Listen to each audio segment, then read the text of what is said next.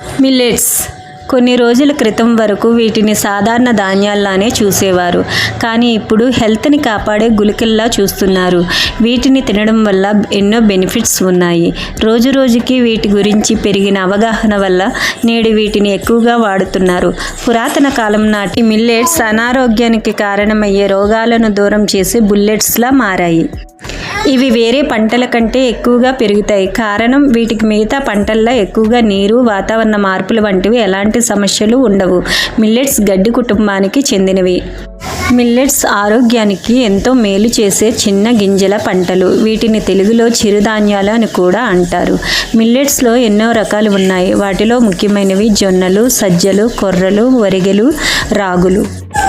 Millets వల్ల కలిగే ప్రయోజనాలను తెలుసుకుందాం. మిల్లెట్స్లో calcium, iron, phosphorus, protein, fibre మరియు ఇతర ముఖ్యమైన పోషకాలు పుష్కలంగా ఉంటాయి. మిల్లెట్స్ గ్లూటెన్ లేనివి కాబట్టి గ్లూటెన్కు సున్నితత్వం లేదా అలర్జీ ఉన్నవారికి ఇవి మంచి ఎంపిక.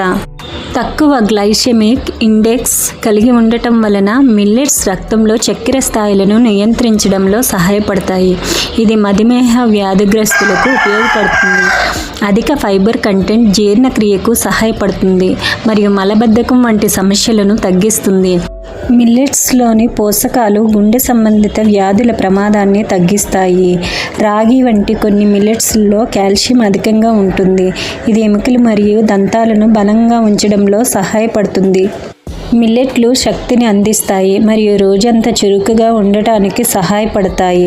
వాతదోషాన్ని తగ్గిస్తాయి. ఆయుర్వేదంలో బజ్రా వాతదోషాన్ని సమతుల్యం చేస్తుందని నమ్ముతారు.